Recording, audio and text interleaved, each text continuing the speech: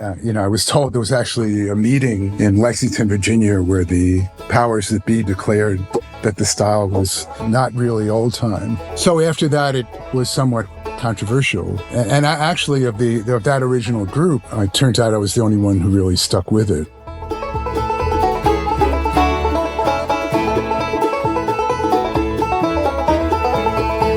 Greetings, everybody. Keith Billick here, and you know that as soon as you hear the sound of my voice, it's time for another episode of the Picky Fingers Banjo Podcast, the place where you are allowed and welcomed and encouraged to let that banjo nerd flag fly very proudly, and I welcome you in, and I'm glad you're with me here.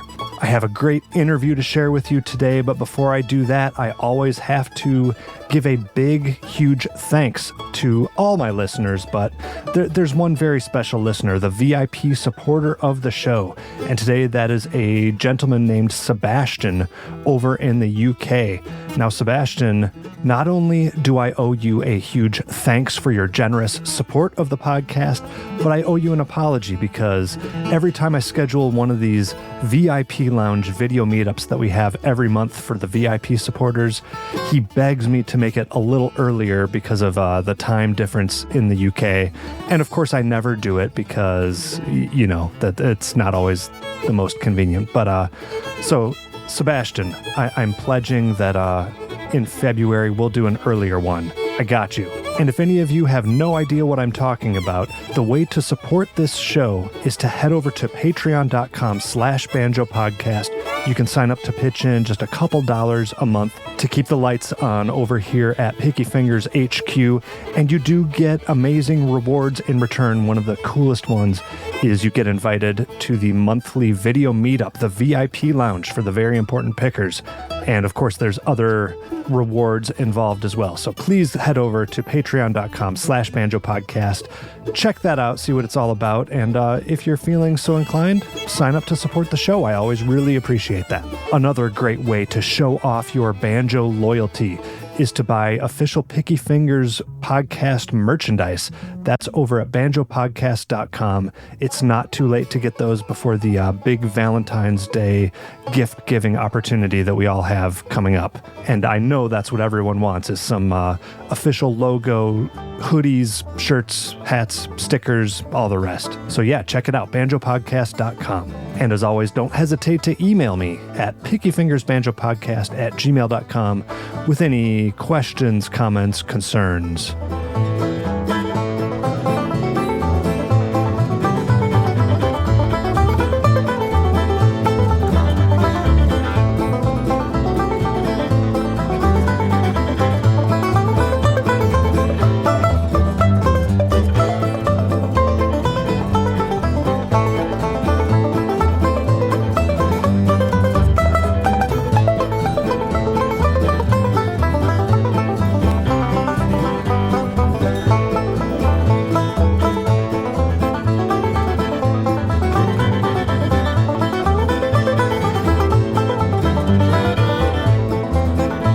Today's featured guest is Ken Perlman. Ken is one of the key innovators of the melodic clawhammer style of playing. He's also a folklorist who has done extensive studying and learning about the fiddle music traditions of Scotland, Ireland, and in particular Prince Edward Island, where he has spent a lot of time learning that music and has become somewhat of a steward for that repertoire. And as if that wasn't enough, he has parlayed all of that knowledge and experience into a pretty substantial educational empire. He's published numerous books and now is the director of 3 of the most popular banjo camps across the country. So needless to say, we had a lot to get into and talk about. So without further ado, give a warm Picky Fingers welcome to Ken Perlman.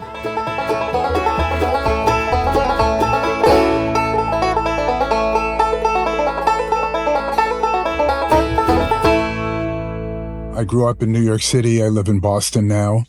And you can probably blame my exposure to the banjo on the Ithaca, New York folk scene in the late 1960s. And I had been playing guitar for a few years. And I just had quite a number of friends and acquaintances who were really good old-time banjo pickers, and I thought, hey, I'd like to do that.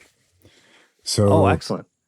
so that's kind of how the bug got placed, and then I bought like a really cheap banjo, and how old were you at this point? I was about 20, Okay. and I started guitar, let's say at 15, and I already had a fairly well-developed left hand from the guitar, and so it was a matter of watching people and see what they did, and realize that what I was doing is not backwards finger picking. So I said, so I learned to a certain degree as if it were backwards finger picking. Then I realized, no, it's not backwards finger picking. Then I had to kind of go back to the beginning. And I would always sit in the front row at concerts and watch what people did. And you were going to a lot of banjo concerts, or still primarily just like more folky guitar-based kind of stuff? Well, it was a mixture, but obviously, if I was learning to play banjo, there would be a banjo involved. It could be, but we had a lot of good models there because Walt Koken was in the neighborhood, and a contemporary of mine, Howie Burson, was he was a couple, 3 years ahead of me on the banjo, and he had really begun to develop a unique style. So he was inspirational, and then there were some people who played that didn't make names for themselves as banjo players in the folk scene. There was John Roberts, who was known as a British Copper Family style singer. He was on John and Tony. I remember sitting down with him at one point, and he was playing Cluck Old Hen or something, and I thought, wow, that's really cool. And then there was another friend of mine named Eric Mintz, who he had learned from Walt. So, and his dad was in the antique business, so he managed to acquire an original white lady. Oh, wow. So that's incredible. Yeah. I already have a bunch of questions about this. So you were already playing guitar, you were exposing yourself to folk music and digging that. Are you able to say what it was about being exposed to these banjo players that made you want to jump into that world rather than just continuing as a guitar player? Yeah, it was well, first of all, the sound of the instrument really appealed to me, but also the world of fiddle tunes all of a sudden opened up. And probably if it were 10 years later, I would have gone out and gotten a fiddle. But oh, wow. Why do you say that? Because fiddle at the time seemed very rarefied, like hardly anyone played the fiddle. I mean, a few people played, and some were quite good, but generally it was fretted instruments. Okay. And so anyway, but the world of fiddle tunes really kind of beckoned and drew me in. Once I had learned the basics, someone kind of turned me on, as they used to say, to a book by John Burke called Old Time Fiddle Tunes for Banjo. It was a tablature book, but he was a man, it was put together by a person who didn't really understand how to write tablature. Okay.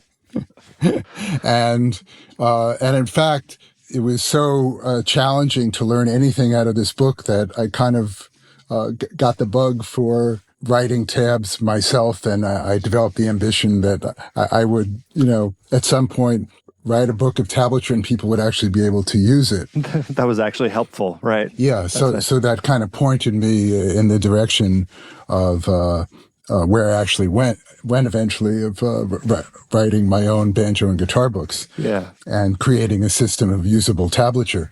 But I did manage to learn a few tunes from that book. And the big problem is that he never figured out how to show you where the downbeat was. So he wrote by the phrase. Oh. So no like measure lines or something? Well, there were, but they weren't like in the right place. So if you didn't know the tune, and in fact, sometimes even if you did, you'd have to kind of speculate and say, well, if the downbeat was on the second group of notes, it would sound this way.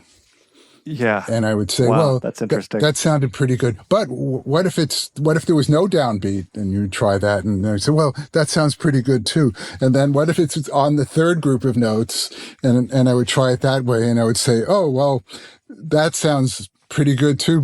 And it wasn't like now where you could go on YouTube and find the tune 75 times, so I was left with really often no idea what it was supposed to sound like. It's almost like trying to learn 3 different pieces in one. Yeah. And, but he did point the way to using certain techniques, which later became valuable. So, but anyway, so then I wind up, I had moved back to New York for a while and then moved back to Ithaca. And, with my rudimentary skills, I started to go to jam sessions. And well, let me back you up right there. Yeah. You just mentioned that you learned some really valuable techniques despite some of the transcription shortcomings. Are you able to go over some of those techniques that you view as important in your early style? Yeah. And actually, it wasn't just him. It was also watching Howie Burson and Walt, and it was using basically the technique of double thumbing, but for melody instead of just rhythm. Let me hear some of that. So you'd have something like.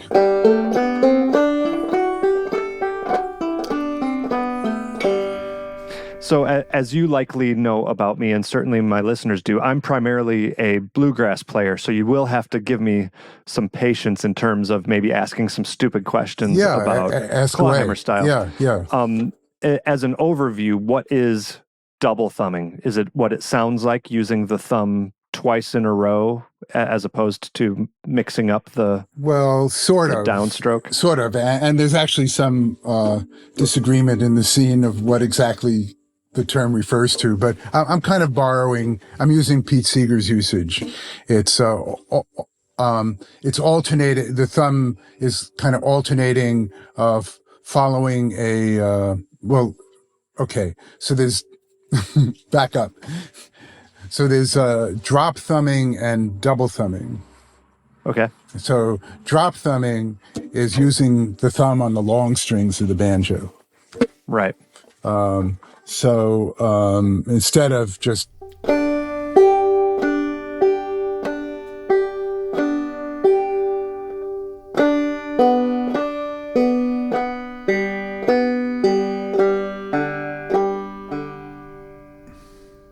right. And double thumbing, and it's really drop thumbing that I was more referring to with John Burke, but double thumbing's alternating the thumb in quick succession on a long string and then the fifth string. Got it. So,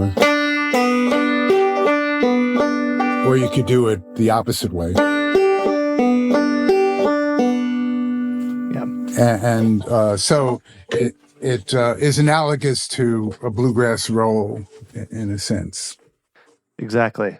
And also analogous to bluegrass. I assume that what you think is important about that style is the melodies that it allows you to pick out. Yeah. Okay. Right. So, I remember I would, one thing I did in those days, hitchhiking was very common. Uh-huh. So I would hitchhike to Ithaca and I'd have my banjo.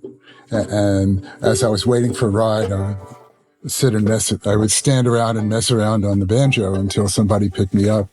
And they still picked you up. And amazing. Yeah.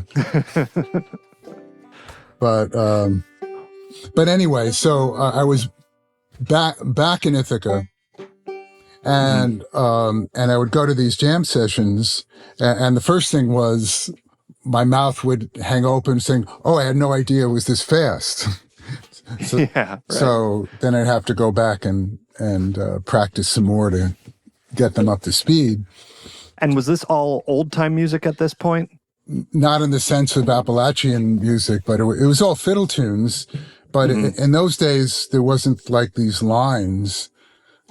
Right. Between old time and northern and Irish, it was like all, here's one tune and here's another tune and here's, Yeah, I guess I just wasn't sure if you were following along with the maybe accompanying a singer-songwriter, or if you were already, maybe it's jumping too far ahead to start talking about the influences of Irish and Canadian music on you. I didn't know if you were maybe already venturing that direction, but this was pretty very relatively close. Straight ahead clawhammer stuff. Yeah, it's like in the beginning, everything was inchoate.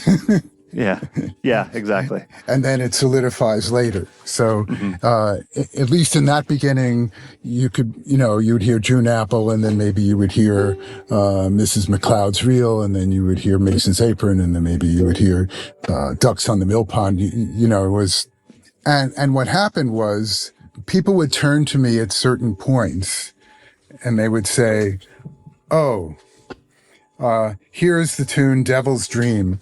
Everyone knows you can't play it clawhammer style, so you don't have to play on this one." And then I would go home and I would figure out, and I would say, "Is that true?" And then I would figure out how to do it. Yeah. And then I would come back the next week and I would be able to play it. And and people would say, "Wow, that's great." So that was encouraging. And then, or they would say, "Oh, here's a jig. You can't play it on a 5-string banjo, so don't bother to play it." And then I would go home and figure out how to do it. So, and this went on for, as long as I was in Ithaca, which was another year and a half. And so, obviously the breadth and depth of my playing kind of really improved over that period. And then I already had a focus, which was figuring out how to play things that had never been played before in clawhammer style. Yeah, I really want to dig as far as we can into this stuff. I guess as just in terms of context, were you aware of other banjo players who were playing in a melodic style at that point? Yes. Or was that not really a thing? Well, yes, because everyone I knew was playing in either a melodic style or a quasi-melodic style. Let me actually qualify that. My immediate circle. But there was also people who played kind of a very rhythmic, chunky, Grandpa Jonesy type style that was mostly for song accompaniment. But even the folks that were playing melodic clawhammer, it was a common thought that they wouldn't be able to pick out these fiddle tunes, such as Devil's Dream or a jig, like you were saying. At least in the opinion of the people at the jam sessions. Okay. Now it's possible, had they been there, since they were more experienced players than I, that maybe they could have done the same thing, but they weren't there and I was. But anyway, yeah. So I'd love to hear about how you did develop the ability to do that. How do you, sitting here with your clawhammer style and your open back banjo and Devil's Dream in your mind, how do you translate that onto the fingerboard? And I guess the next thing I'll ask is, what are some tips to playing jigs? Was the other thing you mentioned that was maybe a commonly not maligned, but maybe an unexplored area for clawhammer players? Yeah, well, and the interesting thing about Devil's Dream, which I later discovered was, a Scottish tune. I had no idea at the time. And it's related to another tune called Devil Among the Tailors. But so what I figured out is that if I tune the 5th string to E, which is a very traditional thing to do, really, to retune the banjo. Yeah. So you have...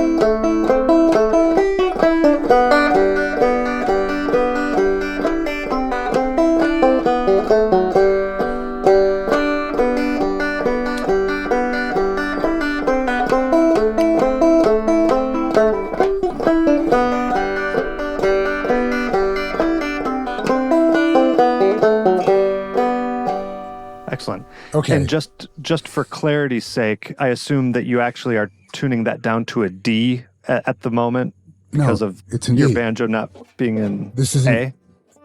Oh. Is that what's happening? No, because if it was tuned to A, that would be F sharp. But you're playing the tune in G. I'm playing right now, it in right? G, but this is an E. But okay. But if I had tuned it, if I had put a capo on, then I would have to take this up to F sharp. Okay.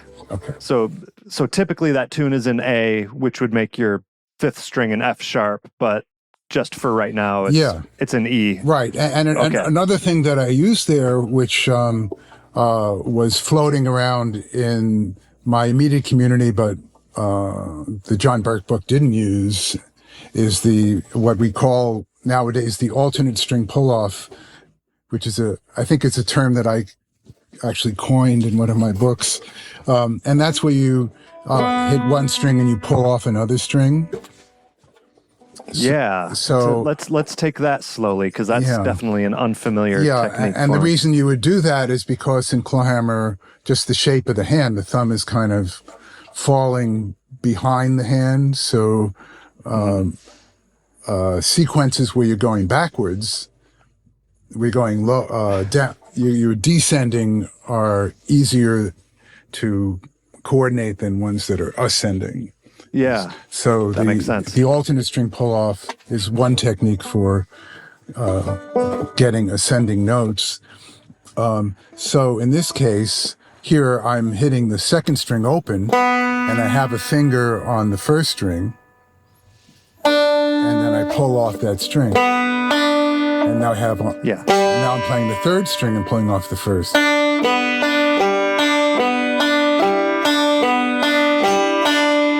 And then pull off, and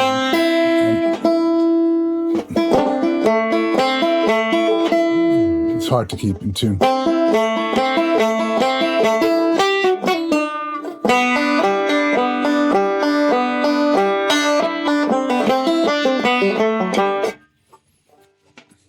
Yeah.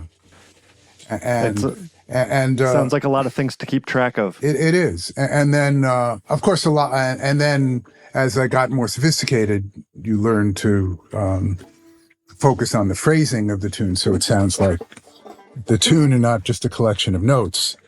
Yeah. So you learn to weight the two parts of the stroke, the downstroke and the thumb, so that you get a movement from, let's say, upbeat to downbeat. Like this is your Mickey Mouse Club lick, but it will be.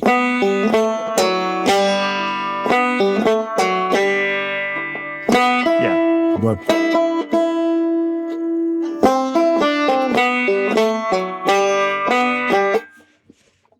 right. Yeah, give it a little bit of a lilt, maybe a little bit of like a bowing type that's of right. syncopation. Yeah, it's exactly like bowing. And in terms of jigs, I kind of figured that if I just added an extra note to drop thumb,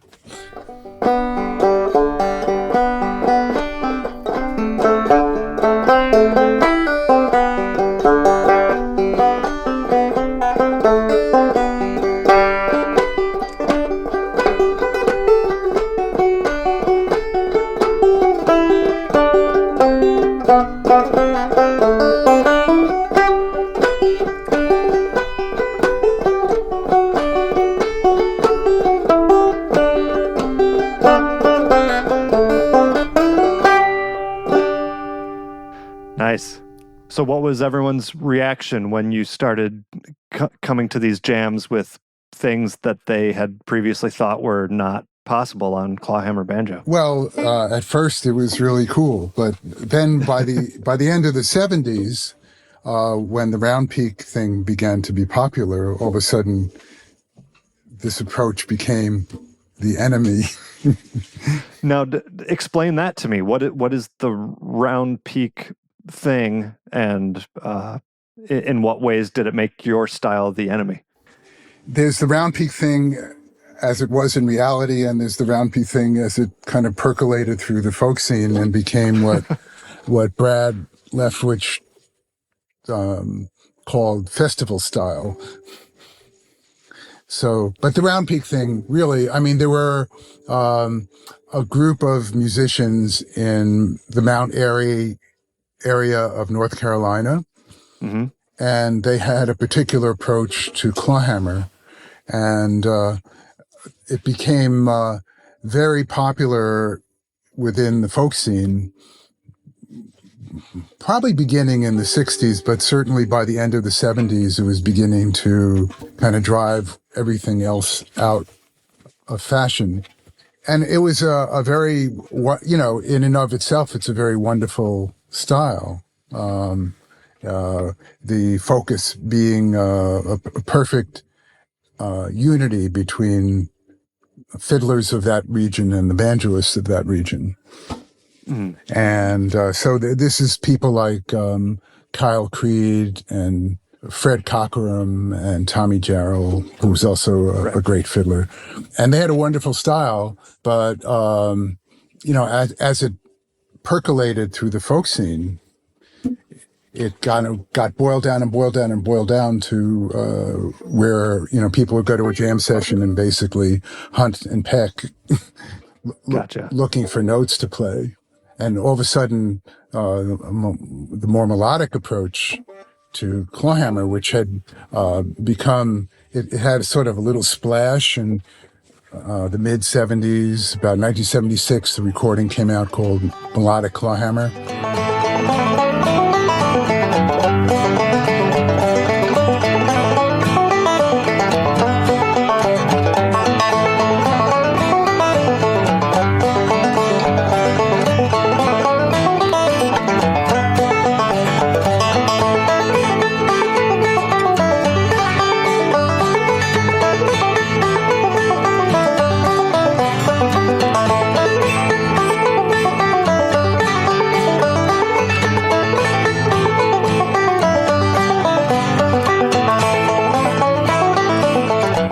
I was on it, and Bob Carlin actually produced it, and Henry Sapoznik was on it, and Andy Kahn.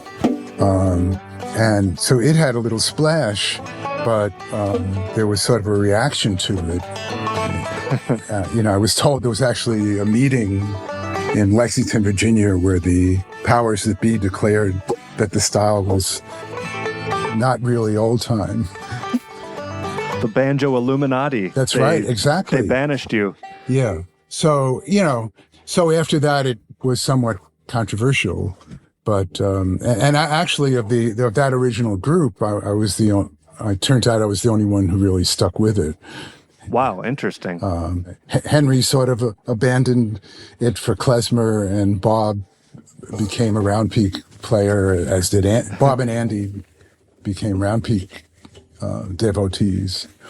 Yeah, how interesting. And but it's really fascinating. If you have the right fiddler, you can create just as tight a music meld as the round peak people did.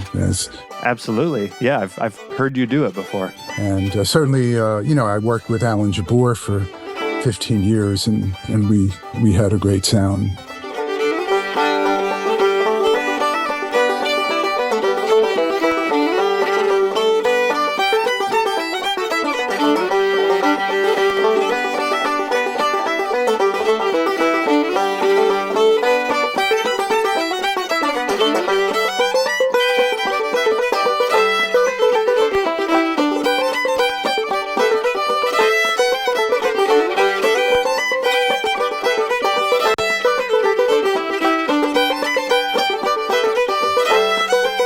Is it fair to say that the reason that you persevered while maybe all of your colleagues adapted their styles is the same reason that you said that if you had started 10 years later, you'd be a fiddler? Is there something about those melodies that is sort of the main thing that draws you and made you want to stick with the way that you were doing that? I think that's right on. Yeah, I would say that. it was always the melodies that drew me in, and the phrasing of the melodies and the feeling of the melodies. And perhaps if I played the fiddle, that would have been sufficient, and I might have gone a different direction with my banjo playing. But yeah, who knows? Yeah, who knows? Yeah. Sorry for the interruption, folks. We'll be right back with the rest of the episode in just a few moments, but I had to take this opportunity to tell you about some of the sponsors of Picky Fingers Banjo Podcast. The first one up is Elderly Instruments. I always tell people how Elderly is the world's most trusted source for new, used, and vintage stringed instruments of all kind. They're the first place I go for all my banjo needs, and also, by the way, any guitar, violin, ukulele, mandolin needs you have, they're going to have all of that. But you don't need to take my word for it anymore, folks. Elderly Instruments was just named the best small business in the country by the United States Chamber of Commerce. So first of all, congratulations to Stan Werbin, Lillian Werbin, and all the rest of the Elderly family for that remarkable award. And second of all, I encourage you all to go see what the fuss is about. Either get into the showroom in Lansing, Michigan, or visit them online at elderly.com. They have the entire inventory up there. They ship worldwide, and they have that great customer service that wins folks awards. And they're just a phone call away if you ever need any advice on any of those products. So once again, elderly.com, or call them at 517-372-7880. The Picky Fingers Banjo Podcast is also sponsored by our good friends over at Peghead Nation. Peghead Nation is the nation's #1 site for streaming video courses in banjo, guitar, mandolin, fiddle, dobro, upright bass, and ukulele, where you can learn bluegrass, old time, and many other styles from some of the most talented players and instructors in all of roots music. Here is some of the selections, and this is just the banjo stuff. You can take beginning banjo with Bill Evans, bluegrass banjo with Bill Evans, clawhammer banjo with Evie Layden, Wade Ward style banjo with Bruce Molsky, the banjo according to Danny Barnes, or contemporary bluegrass banjo with Wes Corbett. Now, no matter what course you select, it's going to come with high-quality multi-angle video lessons, downloadable notation and tablature, play-along tracks, and plenty of tunes and songs to play. And perhaps best of all, Picky Fingers listeners get a month free by entering coupon code PICKYFINGERS, all one word, all lowercase, at checkout. So once more, go to pegheadnation.com and enter Picky Fingers at checkout to get your first month free. The Picky Fingers podcast is also brought to you by Sullivan Banjos. Now, I'm very familiar with Sullivan Banjos. I've been playing one for nearly 20 years. I get tons of compliments on that banjo's sound, and that's really no surprise because the Sullivan name has been synonymous with incredible banjo workmanship and tone for decades. So whether you are looking for a pre-war style traditional design on through the craziest custom design you can think of, Eric Sullivan is here for you to make your dreams a reality. So get in touch with him over at sullivanbanjo.com, email him at sullivanbanjo@gmail.com, or sometimes the best way is just the old-fashioned way. Give him a call at 502-365-5022. And don't forget to tell him that Keith at the Picky Fingers podcast sent you.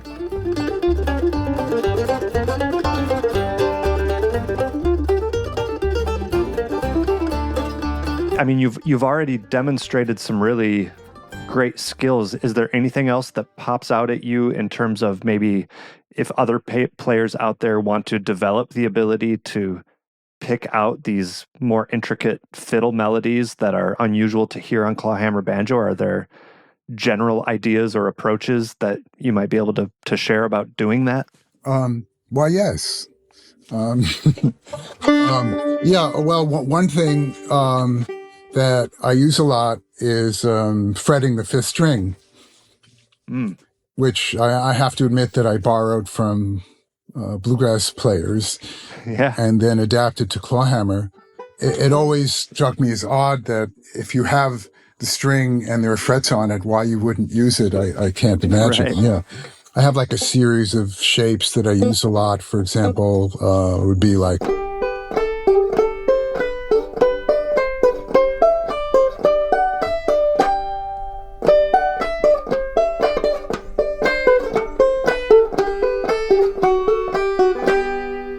Right. and then the second series.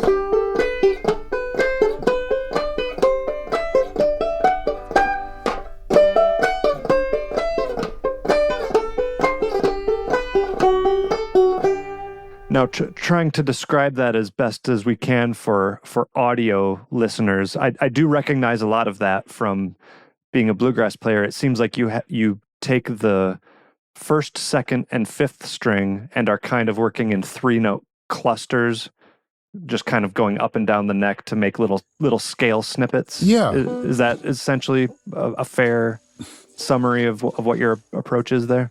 Yeah, well, that's kind of a beginning to it, and then Sure. yeah, like for example, this in this cluster, this series of clusters, the idea is you take a note and you go up 2 scale notes and then come back to the first one. Mm-hmm. So G. So here's G on the 8th fret of second string, and then A would be on the 5th string, 7th fret, and then B would be on the 1st string, 9th fret.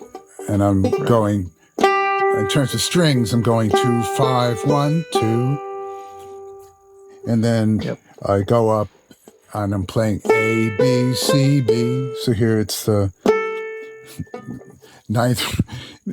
Yeah, it's all the diatonic movement. Right. Yeah. And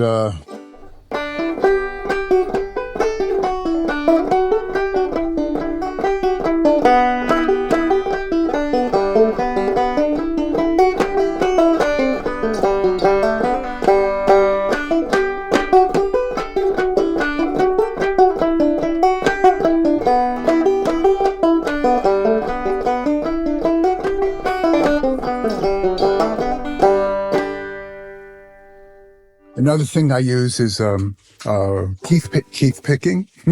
Oh, just the melodic style. Yeah, is what you're referring to. I've adapted the melodic style to clawhammer. So we have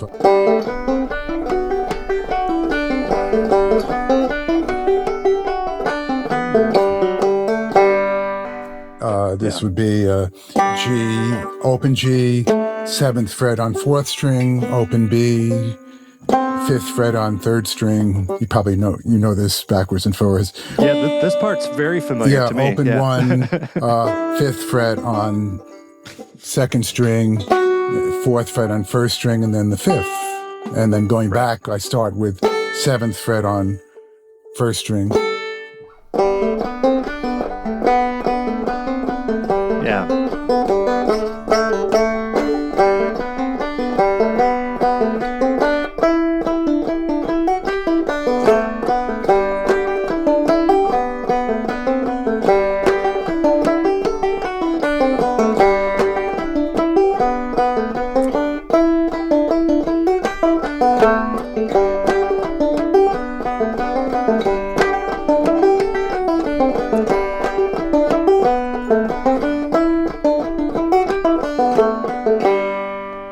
That's great. Yeah. Finally, something that actually looks familiar to me. That's nice. So that's another thing that I use. And then I talked about alternate string pull-offs. So here would be an alternate string pull-off. And you can imagine from a D7 chord, for example, you have that configuration. And if you hit the 3rd string and you use the 1st finger sitting on the 2nd string to pull off that string. So it'd be like this. And you can move that shape around to other strings and other frets. So that's one configuration. Or like the top of a C chord, like this is in G tuning, of course, where you hit, let's say, the 2nd string and pull off the 1st. And you can also move that configuration around to different strings. It's just an example of what alternate string pull-offs are like.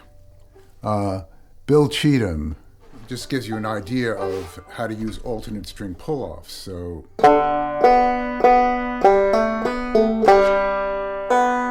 that's an alternate string pull-off there. Here's another. Here's another.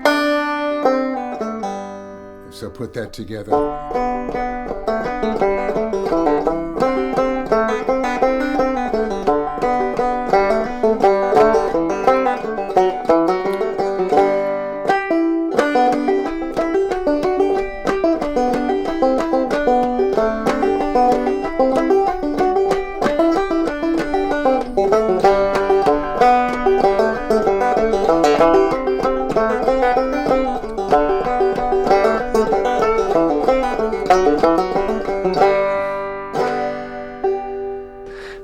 So given that you were, in a lot of ways, forging this new path of this melodic style of clawhammer that not a lot of people had been even delving into, who did you look up to in terms of your banjo influences? Or was it banjo players? Maybe you were more influenced by fiddlers or something. Talk about who you were influenced by in those days. Well, in my early days, as I say, there were a group of banjo players on hand, but after a certain stage, it was fiddle players. Yeah. It was Irish fiddle players and Scottish fiddle players. And then I had in the early 90s, I had this opportunity to go up to Prince Edward Island and record well over 100 fiddle players. And yeah, that's the next thing I was going to touch on is I think if a lot of people, if they know one thing about you, they probably know that you're the guy who went to Prince Edward Island and has studied that music quite a lot and have, brought back in terms of like recordings and also transcribed pieces of music, have brought that tradition, with you. I guess talk about the opportunity that you had and talk about what has captured your attention so vividly with that tradition of music. I had, I guess in the late 80s, I went back to graduate school and I was going to get a PhD in ethnomusicology, but I decided to declare victory at the Masters. There you go. But I had this idea that I still wanted to do a project. So I sent out all these letters. Remember letters? Yeah, I've written a few. Yeah. It's been a while, though. Yeah. I sent out all these letters to Scottish fraternal organizations. I was going to go to Scotland and study Scottish music. And I got one letter back saying, well, we can't give you any money, but we have a house on Prince Edward Island. We have a lot of cool fiddlers here. Oh, wow. So if you want to come up, we'll feed and house you for as long as you want to stay. And who is this coming from? This is still some sort of Scottish organization? No, well, it wasn't. Well, it presented itself as a foundation, but it was actually one person. Okay. Who did have a house, and he did put me up and introduce me to some fiddle players. So this was 1989, and within a few days, I had met, dozens of really high quality traditional fiddle players, and I thought, oh, this is wonderful. And anyway, some time later, I was at the Library of Congress and Folklore Division, and they had a book there. It said Opportunities in Folklore, naturally very thin. and I was thumbing through this book, and there was call for projects. They were looking for projects of people who wanted to go out and study traditional music. So it was an organization called Earthwatch from Massachusetts. So I wrote them a letter, and within a few days, they wrote me back and said they were very interested, and they sort of coached me through the whole process. And so by the next summer, I was back on Prince Edward Island looking for a place where a project could be located. And, I found a fiddler who was willing to rent me his old family house that was vacant. And So the first trip to PEI, was this essentially for fun? Like there was no intended deliverable that came out of that? Yeah, it was for fun. It was basically I needed a vacation, Yeah. and I'd never been there, and it sounded like a cool place to go. And Oh, it sounds like a great opportunity. Yeah. yeah, but by the second summer, I was already preparing the ground for a project, and the third summer, 1991. And the way Earthwatch operated was like Tom Sawyer Anonymous. Like they would send you a team of people for 2 weeks who would have paid to take part in your project, and then they would split the money between you and their bureaucracy. And Oh, interesting. And you would use the money to support the team and rent a space and get supplies, which in my case were tapes and batteries. And So what was the intended project? An album? the intended project, it started out very modest. I was just going to go around and record fiddle players, and both in audio and video. So not even necessarily a musical collaboration, or was it? It was an exploration. It was a collecting expedition. At first, I felt a little bit at sea because I wasn't sure what to ask or how to bring out interesting information. But then, you after the first couple of weeks, it was, oh, wait a minute, there's something really, really interesting here going on. And these players are every bit as interesting as the guys on the old 78s. Yeah. Except they're here live. And there was one day, I guess I had been there about a month recording. Well, actually, I'd been there a couple of months, but it was a month of recording. And we were at one fiddler's house, and he said, and this actually is in the introduction of the book that I wrote, "One thing, boys, you're always welcome. In the old days, there were three important people in the town. The priest was first, or the minister, then the school teacher, and then the fiddler." All right. Because you couldn't have a wedding without the fiddler. Yeah. So it sounds like, I mean, to most of us, Prince Edward Island sounds, like a very remote kind of area, and it is in a lot of ways, but it sounds, coming from you, that fiddling, I mean, you said you met a dozen good fiddlers like your first day there, and like I don't know a dozen good fiddlers in my area. Well, this is just I've lived here for years. Yeah. Well, this is just it. There were hundreds on this island at that time, and the reason was that every community used to have its stock of fiddlers, and fiddle dances were the main form of recreation, right? Up into the 1950s and 60s. So you had all of these fiddlers who had learned to play one of their traditions, because there were, numerous regional styles within the island. And in 1990, they were still there. I mean, they were, in 1990, someone born in 1920 was still playing and playing quite well, so it was just a remarkable experience, because somehow we would find people by word of mouth, and we'd call them up, and they would say things like, "Well, oh sure, yeah, you could come and I'll be happy to talk with you, but don't you have any fiddlers down in Boston? Why would you want to come?" But That's really funny. Talk a bit about the music that you were, I'll say, discovering. Obviously, you're not discovering the music, but discovering personally for yourself. Yes. Talk musically about, maybe some of the differences in the fiddle styles there compared to what we might be accustomed to hearing from a round peak style fiddler or a regular old time fiddler. Well, one thing that's important to keep in mind is that it's the same stock of people who settled Prince Edward Island as who settled Appalachia.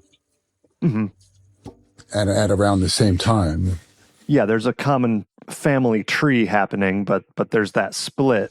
So we're talking, Scottish and Irish settlement, bringing fiddle music and customs around fiddling from the old country to the new world and expressing them in the new world. So in Prince Edward Island, it's only 150 miles long. And the eastern part is facing Cape Breton. And in the part that's immediately facing Cape Breton, the fiddlers sound very much like Cape Breton fiddlers. In the western part of the island that's facing New Brunswick, there's a very, very strong Acadian influence. So it's a whole different rhythmic kick. Yeah, and the French Canadian, yeah. Well, it's different from French. It's not like Quebecois. Okay. The Acadian sound is quite. You'd have to hear it to I've heard Acadian music, but I'm struggling with the exact boundaries of which goes in in which bucket, and I know there's some overlap too. Yeah, there is, but the Acadians and the Quebecois actually don't like each other that much, or at least didn't. There was figures. Yeah. Is there any way? I'm thinking a perfect demonstration, but tell me if this is putting you on the spot too much. A really cool demonstration might be, are there any tunes that have crossed over to both like the Prince Edward Island tradition and also the American Appalachian tradition that you might be able to demonstrate how it sounds when a Prince Edward Island fiddler plays it compared to how it sounds when an American fiddler plays it? I would love to just kind of experience the contrast there somehow. Yeah, gosh. There are. Alternatively, if there's just a good, what like the soldier's joy of the Prince Edward Island repertoire is, some sort of bedrock foundational type of fiddle tune. Anything else to get to hear some of this slightly different influence here? Well, okay. One thing that comes to mind is the tune Lord MacDonald's Reel.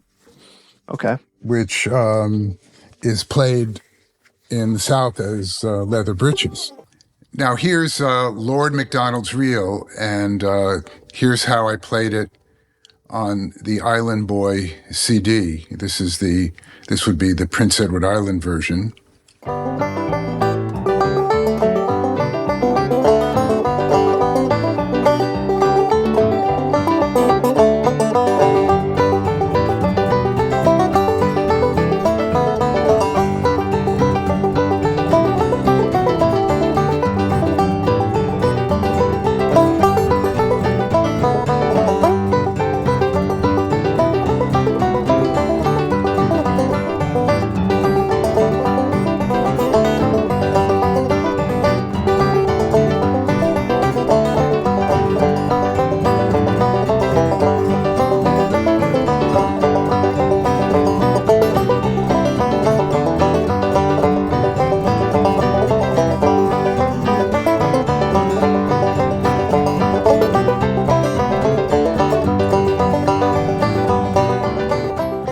So that's Lord MacLeod's Reel? Lord MacDonald's. Lord MacDonald's. And that originates in 18th century Scotland. And Leather Breeches, it starts tends to start on the high part.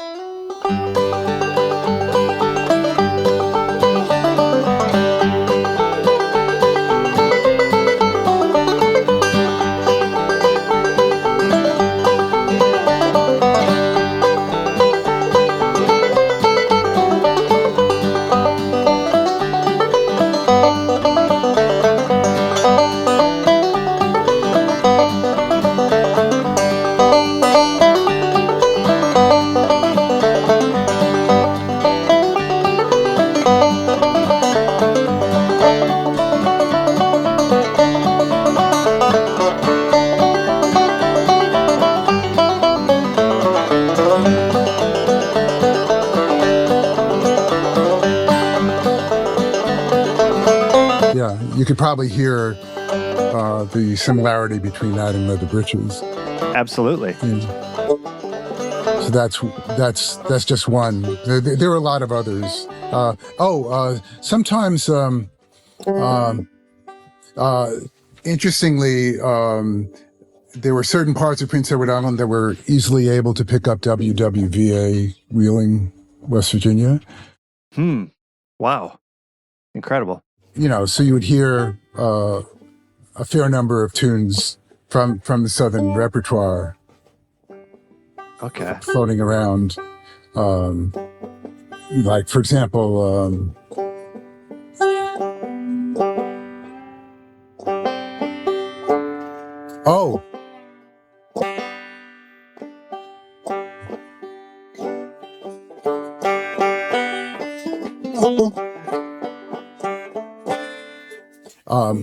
like here's one that one of the fiddlers learned from the radio.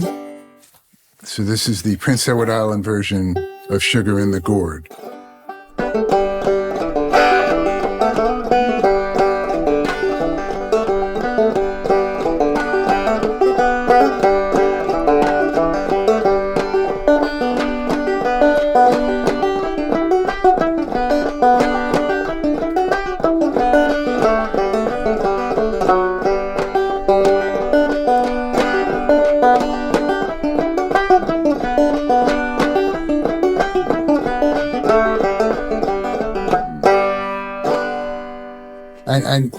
And you would hear, like tunes like, they would play tunes like Red Wing and Darling Nellie Gray.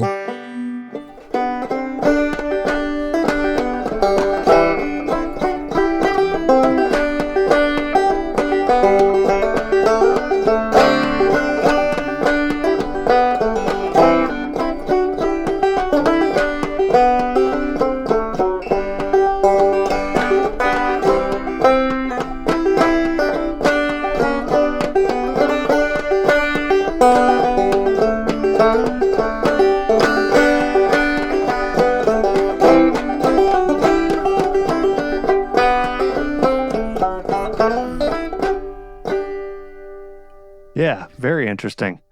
So overall, I mean, you were obviously attracted to this place by more than just a free place to stay for a vacation. You've dedicated a lot of hours of your life. I fell in love with the culture and the people and yeah, I guess that's what I want to hear from you about. What is it about the culture and the people that's so fascinating? Like what should we know about that place? I would love to go there sometime. I don't know if I ever will, but it's fascinating to hear about. Well, unfortunately, and this is probably also true of the South, that the old timers that I met are gone for the most part, because they were 65, 70, 75 in 1990. Sure. So it's not quite the same place, but what they would describe as a place where, music was essentially the center of life, not only for them, but for the communities that they lived in. And the community dance or house party or schoolhouse dance, this was the main form of recreation. Or school needed to raise money for a project, they would hold a dance and people would contribute, so much per dance, and this is the way they raise money. And but how interesting.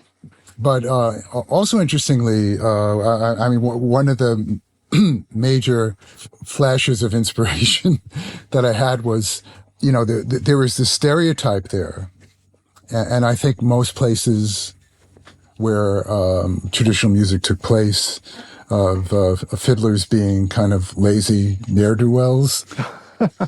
And the reason was that they were encouraged to play late into the night. Oh, I see where this is going. Yeah. and constantly plied with liquor to make them happier.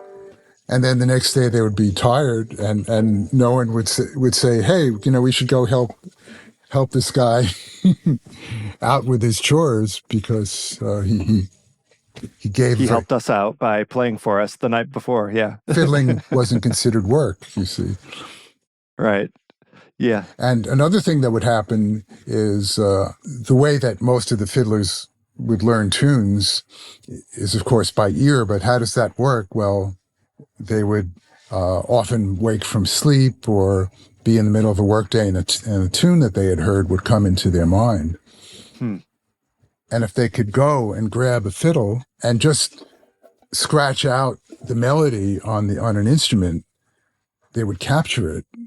Right. But if they didn't do that, it would just fly away. So their neighbors would see them break in the middle of their workday and go grab that moment's notice, and just go and grab a fiddle. And they said, "Oh, he is so addicted to the fiddle, so lazy that he is."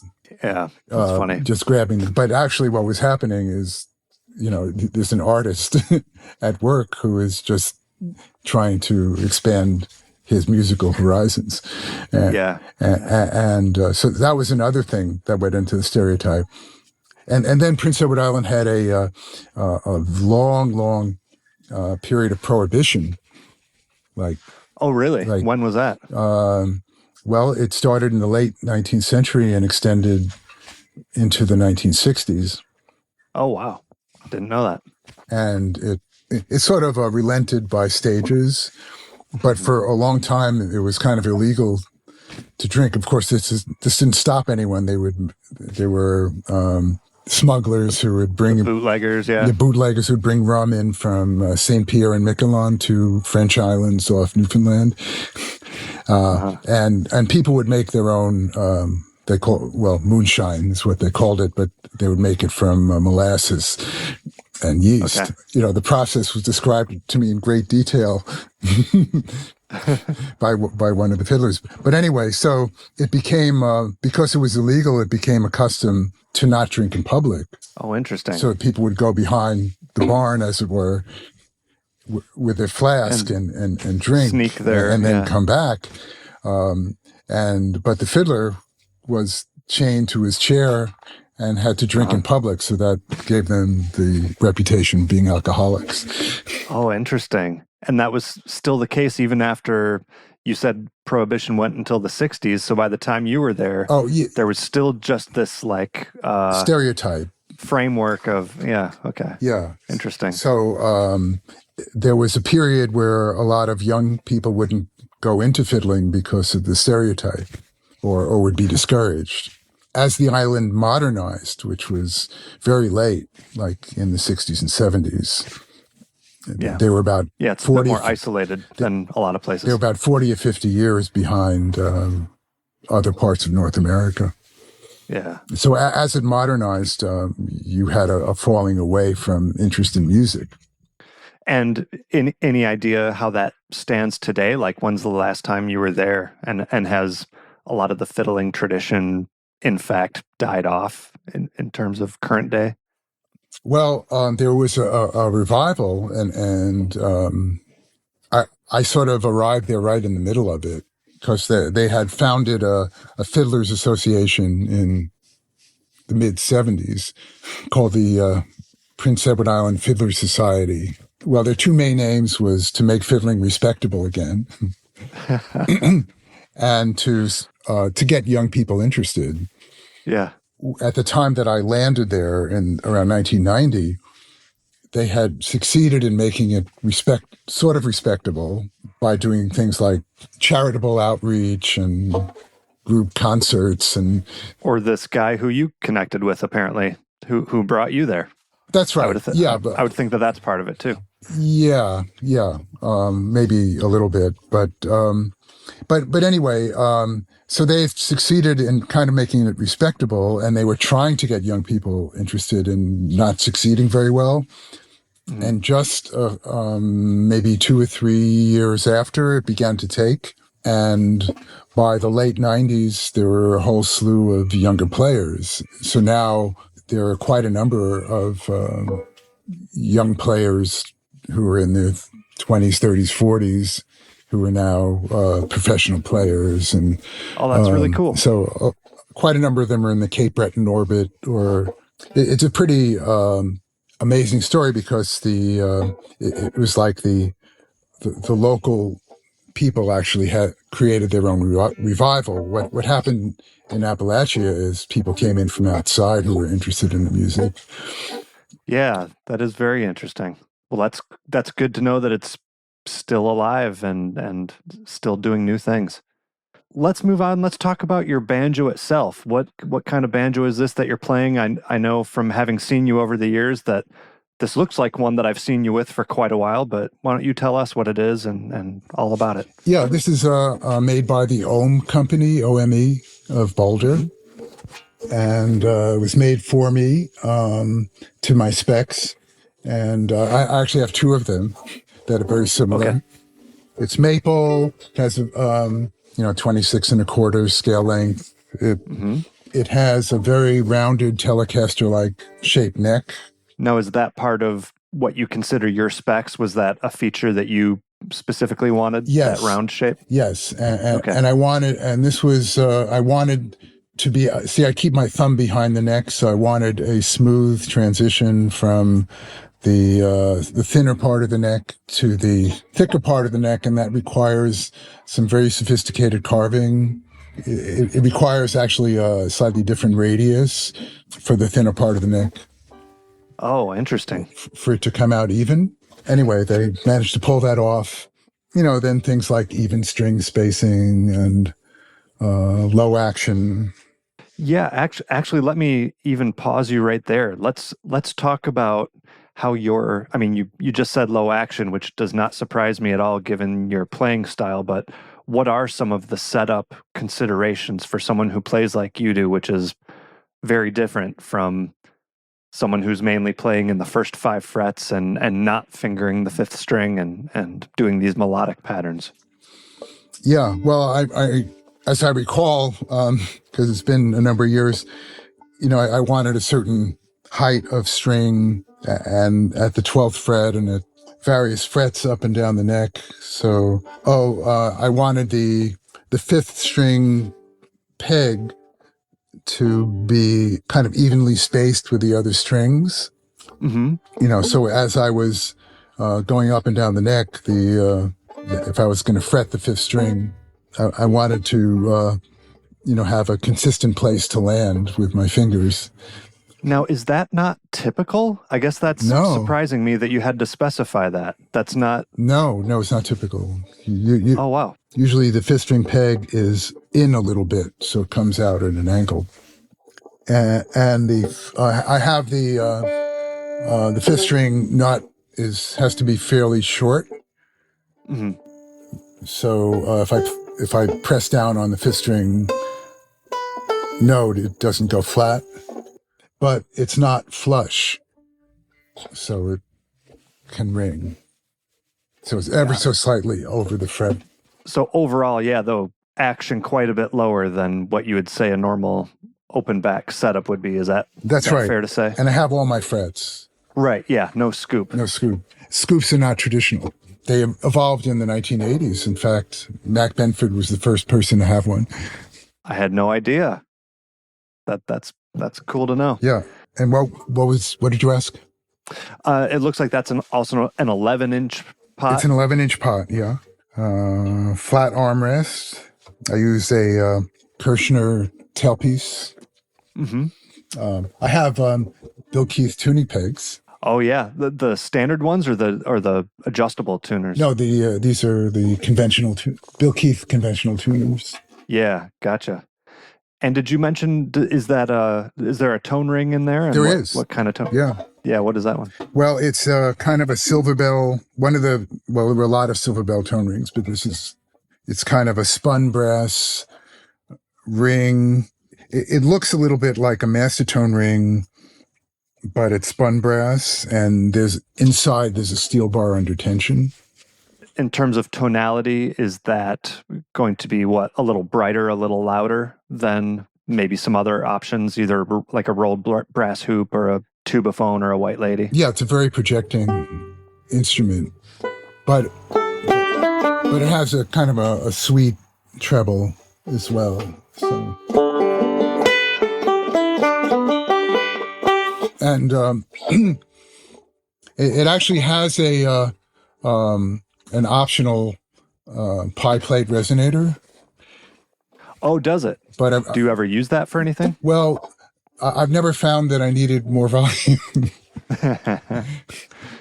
So That's good. That's a good problem, I guess. yeah. I know we didn't cover everything by any stretch of the imagination about your playing, but anything else people should know about your personal style and maybe what makes it unique? I'd like to maybe stress phrasing again. Yeah, of course. Go ahead. The weighting of the two, you have the downstroke and the thumb, and I'm constantly adjusting the weight between the two and kind of rocking back and forth in order to shape the tones of the melody. Interesting. So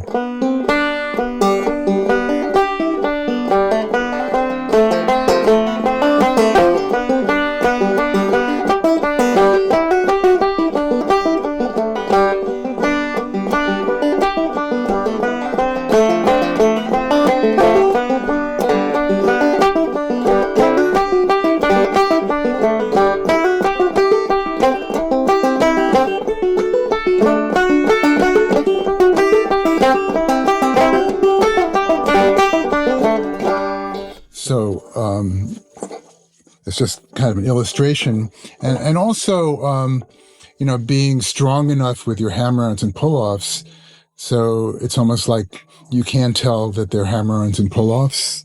Exactly. Just that they're smooth notes. Yeah. When you were demonstrating, what were you saying? I forget the term you used when you pull off a note that you had not. The alternate string pull-off.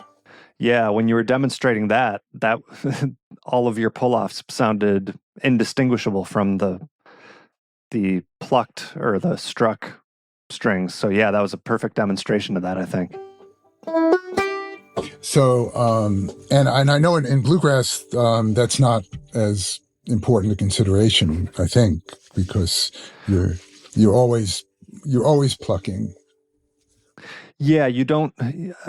I'm not aware of people who do the pull-offs of the unpicked string, but definitely the clarity with which you do the hammer-ons and pull-offs is every bit as important, and that's an important thing too. So let's move on. You kind of alluded to your experience with this maybe slightly less than completely helpful book in your early years and how that might have shaped your approach to writing. Talk about your approach to either writing books, or how has that segued into you now direct, 3 different banjo camps around the country? Yes. Midwest Banjo Camp, where we met, and we'll be welcoming you as a teacher next year. Yeah, already looking forward to it. Yeah, so are we. And then Swanee Banjo Camp in Florida, that's in March. Mm-hmm. And in September, just coming up in a couple of weeks, we have American Banjo Camp in Port Orchard, Washington, which is near Seattle. So very early on, developed the ambition of writing instruction books. As soon as I saw one, I wanted to do one. So I think the first one I did was a guitar book, finger-picking fiddle tunes. And then I did a banjo book, but that took a number of years to come out. And in the meantime, I had written another banjo book for music sales. Some people know it as Oak Publications. Yeah. And that was Melodic Clawhammer. And I think that was a book that kind of got my name around, because in those days, every music store had books. Yeah. And music sales had very good distribution. And then I did clawhammer style banjo. I actually did it for a regular book publishing company called Prentice Hall. And they put it out and then quickly went out of business. Oh, no. But I was able to hook up with a company called Centerstream about 10 years later, and we finally issued it, and then that began to sell. And then I began writing for Mel Bay, and I did Everything You Wanted to Know About Clawhammer, which was based on my 40 years of banjo newsletter columns. Oh, that's nice. So it was already written for you, basically. Well, sort of. It was still a lot of work, but it was actually, at that point, 25 years of banjo newsletter columns. And then skip forward quite a number of years, I just did Appalachian fiddle tunes for clawhammer, and that was based quite a bit on the work that I did with Alan Jabbour. Yeah, wonderful. And I had to come up with a system for notating syncopation and for projecting and notating syncopation. So I have a whole system in there that works not only for fiddle tunes but also for ragtime. Yeah, very cool. And my latest project, which is just about ready to be sent off to the publisher, is Cape Breton and Prince Edward Island fiddle tunes for clawhammer. Well, that's already done from my end and probably will be published within. Yeah, excellent. And then talk about these camps. I mean, I can understand writing a book. Obviously, it's hard work, but it's a little bit more of a logical extension of playing and learning new music and transcribing tunes on your own. But directing camps, that's pretty ambitious. What got you started with that, and how has that gone for you? Well, it all started with the Tennessee Banjo Institute, and this was in the early 90s. And I was lucky enough to be invited as an instructor there were 3 of them to this. So I was invited to the last 2, and there were like 100 great banjo players who were instructors from all over the world, really. Yeah. And there were only 200 students. So it was almost like 1-to-1. Almost, yeah. Yes. It was a wonderful experience because that's how I got connected with all these great bluegrass players and traditional players and, people who I would have never met otherwise in the banjo world. So, and that was in Spirit of Cedars of Lebanon State Park in Tennessee. Okay. And again, this was what, like 92, 93, 94 kind of? Yeah, I think it was date range. Yeah, I think it was 90, 92, 94, something like that. Okay. And the principle was that people would be assigned to teach classes in their specialties. So that kind of faded away. And a few years later, Nancy Nitchie, who is the widow of the founder of Banjo Newsletter, started calling all the teachers and said, well, in my husband's memory, I want to keep the tradition of the Tennessee Banjo Institute going.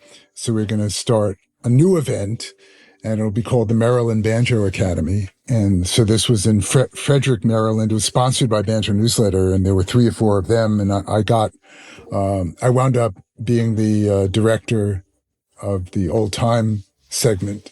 Okay, so you had some early exposure to this type of so that's how it started. Gathering. And I made a lot of rookie mistakes that I learned from.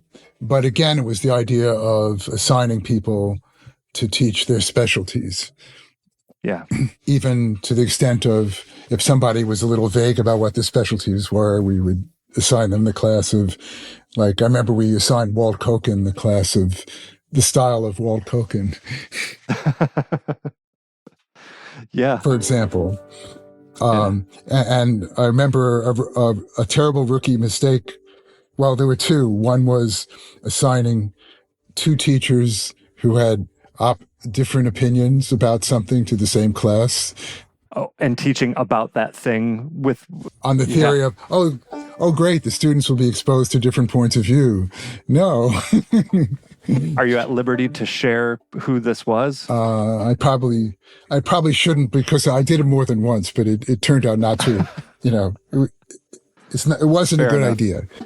Fair enough. And the other thing was learning to keep a tight ship in the concerts. Oh yeah, which I've been firsthand involved with. Right. Somehow. Oh, that's right. Yes, you're our peerless engineer.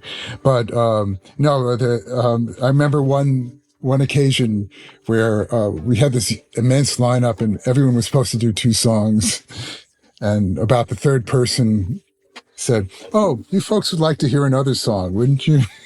Oh yeah, and it throws everything off, of course. And it opened the floodgates, and I think by midnight we'd only gone through half of the lineup. Oh, no. Well, that was not one that I was involved with, I'm happy to say. No, this was in Maryland, but anyway, so I learned, and it lasted till 4 a.m, Oh my God. And anyway, so I learned that that you cannot let people do that. But anyway, so in 2001, I believe, Banjo Newsletter decided they didn't want to do camps anymore, and a friend of mine from Boston said, "Well, why don't we do one in Boston?" That's how it all started, and we put out an ad in Banjo Newsletter, and before we knew it, we had like 150 people signed up, and wow. So and then and then in fairly quick succession, these other camps sprung up, and that's cool. I can tell you how Midwest Banjo Camp got started. Yeah, I would love to hear. So I would run into Stan Werbin quite a number of years at like the Folk Alliance and other events, and we would like have lunch and things, and he would say, "Well, why don't you start one of those camps out here?" And I would say, "Well, that's an interesting idea. Do you mean that you would like to go in on a camp, or you would kind of wish me well if I did it?" And he said, call his bluff on it a bit. Yeah. And then he said, "Well, I would wish you well." Yeah. And then this happened several times, and finally, I would, he would ask me the same question, and I had the same response, and he would say, "Well, let me think about it." And then he said, "Yes, let's do it." So that's how that happened. And this would have been like 05 or so, 04 maybe? Yeah, this would have probably been 04 because the first camp was 05, I think. Okay. Yeah, that sounds right. Well, incredible. I know it's been a big benefit, not only to me to get to go, but to definitely hundreds of other banjo players every year who get to go to those. It's always a positive experience from what I can tell. Well, it's a really wonderful experience for us organizers to see it all happening. And it was such a tragedy to have to go online for 2 years because of the pandemic. Yeah, it's nice to be back. I can say that. Absolutely, sure. Yeah. So I think we'll wrap it up, but one of my favorite questions to ask near the end, especially for somebody who is fairly prolific like yourself, is there any particular recording of yours that if someone is looking to just get into your music, is there one that you're the most proud of or would recommend as the best example of your banjo playing? Well, I was just going over all of my recordings in preparation for the Cape Breton and Prince Edward Island book. And so I would say Northern Banjo. Yeah, so check it out, everyone. And then lastly, leave us with how to find you and your music. And I assume there's links also to the camps if they go to your homepage. So let us know what that is. It's just kenperlman.com. All right. And there's no A in Pearl. Exactly. Right. Well, hey, Ken, it's been a pleasure chatting with you and everything. I really appreciate you giving us your time and sharing your stories. It's been great. Okay. Thank you very much, Keith.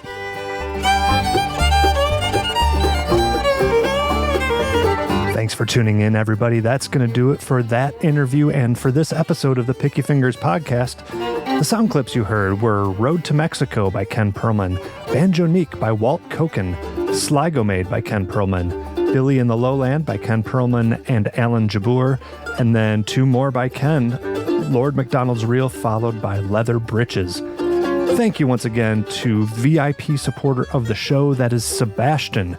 Head over to patreon.com/banjopodcast to become a supporter of the show yourself and reap marvelous rewards in the process. Email the show, pickyfingersbanjopodcast@gmail.com. Thanks again, everybody. Have a great day, and I will see you next time.